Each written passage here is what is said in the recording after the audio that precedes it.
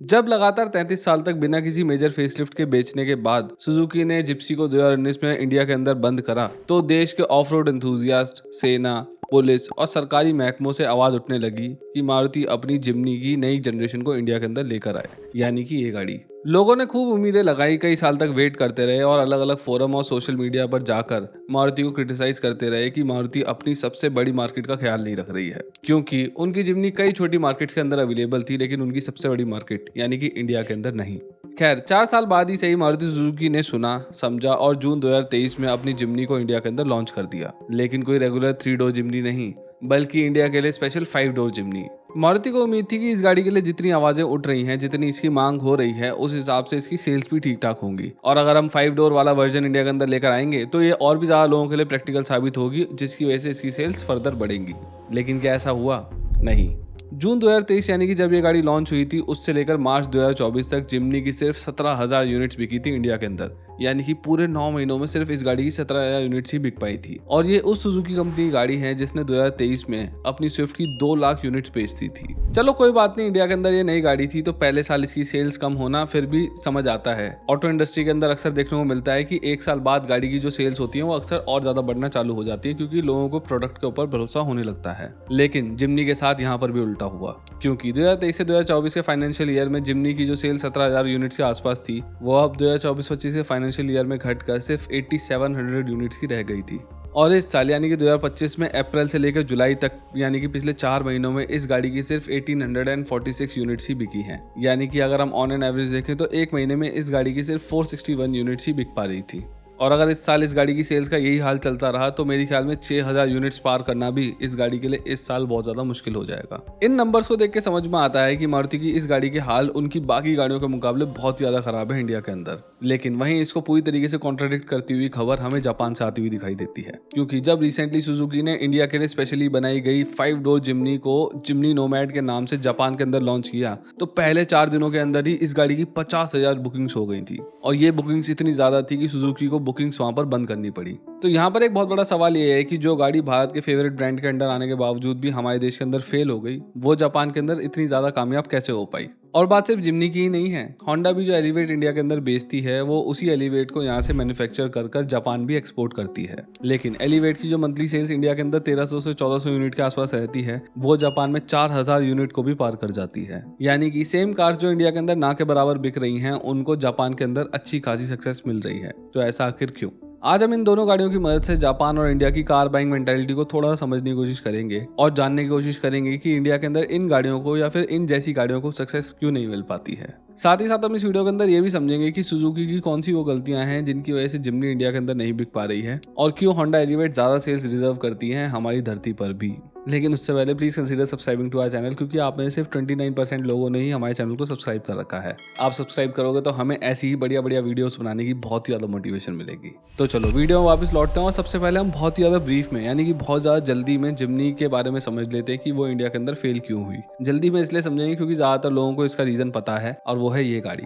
दरअसल जब थार धड़ाधड़ बिक रही थी तो सुजुकी को लगा कि real niche of road SUVs की डिमांड इंडिया के अंदर अच्छी खासी है, और इसीलिए वो अपनी जिम्नी को भी इंडिया के अंदर ले आए। लेकिन थार को लेने वाले लोग इसे टोरा जमाने के लिए ज्यादा लेते हैं और ऑफ रोडिंग के लिए बहुत ज्यादा कम, क्योंकि 15 से 20 लाख के बीच में आने वाली इतनी बड़ी कोई भी ऐसी एसयूवी नहीं है जो कि इतनी ज्यादा डोमिनेटिंग लगती हो। यानी कि टोरा जमाने के लिए ये बड़ी रोड प्रेजेंस वाली गाड़ी एक नंबर है। वरना अगर हम इसकी कैपेबिलिटी वाली साइड की बात करें तो सिर्फ 10% यूजर ही ऐसे होंगे जो इससे एडवेंचर या फिर ऑफ रोड करते होंगे।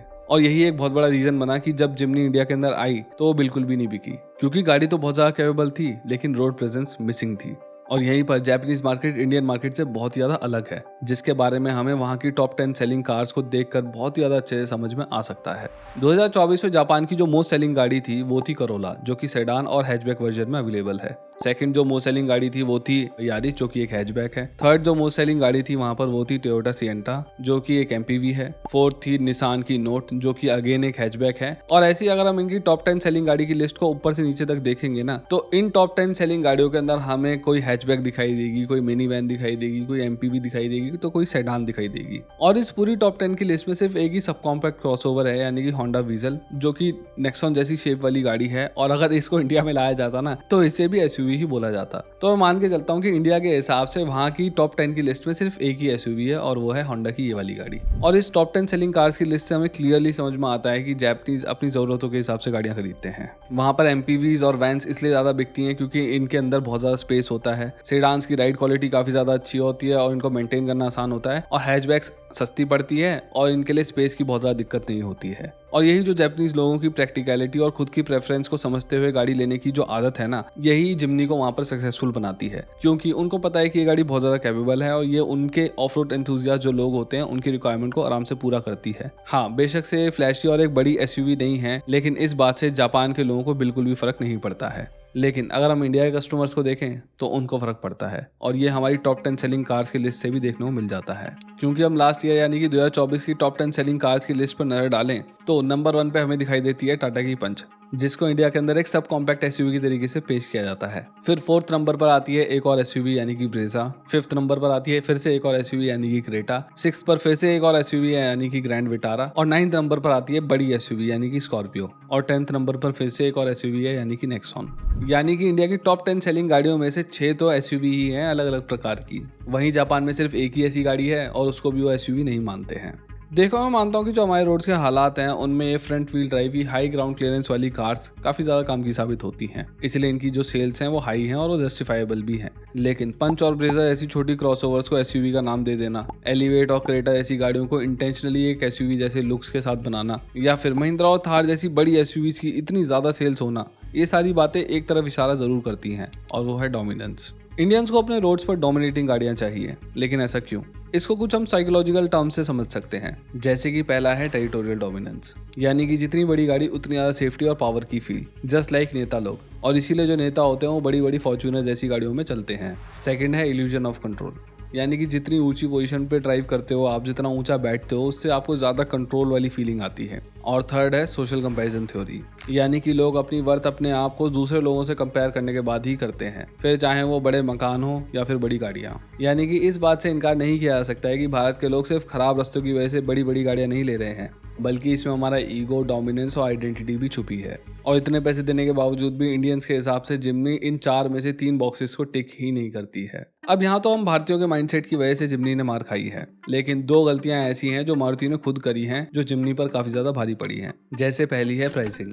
जिम्नी की प्राइसिंग 14.6 लाख से शुरू होकर 17.2 लाख रुपीस तक जाती है, और थार की 13.4 लाख रुपीस से स्टार्ट होकर 21 लाख रुपीस तक। यानी कि थार का जो स्टार्टिंग प्राइस है वो जिम्नी से भी कम है। अब माना कि जो थार के निचले वेरिएंट्स हैं उनमें 2 व्हील ड्राइव वेरिएंट ही आता है और जिम्नी शुरुआत से ही यानी कि बिल्कुल बेस वेरिएंट से ही 4x4 के साथ आती है। लेकिन फिर भी अगर लोगों को इसके साइज से फर्क पड़ रहा है तो मारुति वालों को इसके प्राइसेस कम करनी चाहिए। और वैसे भी जब आप मारुति के शोरूम जाते हो जिम्नी को खरीदने के लिए तो मारुति वाले आपको 1 से 1.5 लाख रुपए तक का डिस्काउंट वैसे भी दे ही देते हैं। और अगर गाड़ी डिस्काउंटेड प्राइसेस पे देनी ही है तो इससे बढ़िया मारुति वालों को ना इसका एक्स शोरूम प्राइस ही घटा देना चाहिए, क्योंकि एटलीस्ट वो लोग जो इसके प्राइसेस को इंटरनेट पर देखकर ही पीछे हट जाते हैं वो तो शोरूम पर आएंगे।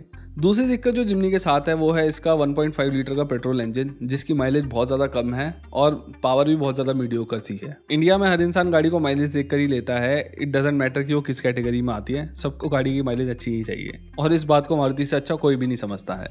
लेकिन फिर भी उन्होंने इस गाड़ी के अंदर एक सिंगल डिजिट माइलेज निकालने वाला इंजन डाल दिया है, जिस चलते ये ऑफ रोड और पहाड़ों पर तो लोगों को अच्छी फील होती है, लेकिन हाईवेज पर ये उतनी ज़्यादा अच्छी फील नहीं होती, क्योंकि ना तो बहुत ज़्यादा पावर मिलती है और ना माइलेज मिलती है। मुझे क्या लगता है कि इंडिया के अंदर जिम्नी ऐसी गाड़ियों को पेट्रोल इंजन के साथ एक्सेप्टेंस मिल ही नहीं सकती है, क्योंकि 4 व्हील ड्राइव होने की वजह से बहुत सारे पार्ट्स बढ़ जाते हैं, डिफरेंशियल वगैरह, ड्राइव शाफ्ट वगैरह, जिसकी वजह से पेट्रोल वाले इंजन माइलेज नहीं निकाल पाते हैं। इसीलिए जिम्नी ऐसी गाड़ी को डीजल इंजन की जरूरत है। लेकिन फ्यूचर में कैफे नॉर्म मीट ना कर पाने के डर से मारुति ने डीजल इंजन वाली गाड़ियों को बहुत पहले ही बनाना बंद कर दिया था। और फिर सिर्फ एक गाड़ी के लिए ये फैसला तो नहीं बदला जा सकता है, वरना सोचो अगर इस गाड़ी के अंदर फिएट सोर्स 1.5 लीटर का डीजल इंजन आता जो कि 120-130 bhp तक की पावर निकालता और 300 Nm तक का टॉर्क निकालता, तो ये गाड़ी क्या ही होती यार, है ना।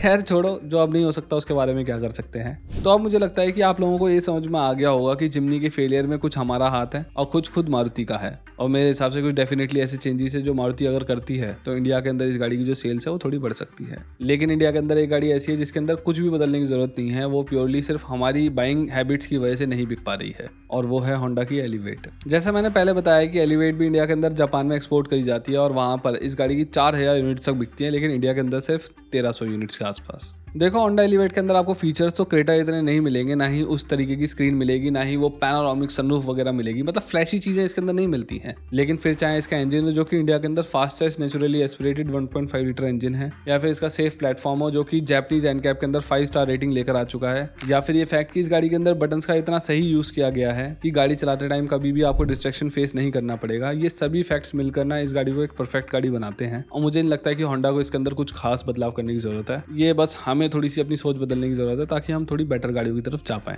ऐसा मेरा मानना है। मैं उम्मीद करता हूं जापानीज कार मार्केट के कुछ इनसाइट से आपको समझ में आया होगा कि ये गाड़ियां वहां पर क्यों अच्छे नंबर्स में बिक रही हैं और इंडिया में नहीं। तो यही थी हमारी आज की वीडियो। अगर आपको ये वीडियो पसंद आई तो please consider subscribing to our channel. इस वीडियो को लाइक करिए, शेयर करिए, और इंस्टाग्राम पर मैं एक से एक वीडियो डाल रहा हूँ, मज़ा आ जाएगा आपको, वहाँ पर भी जाओ, मेरे को फॉलो कर लो।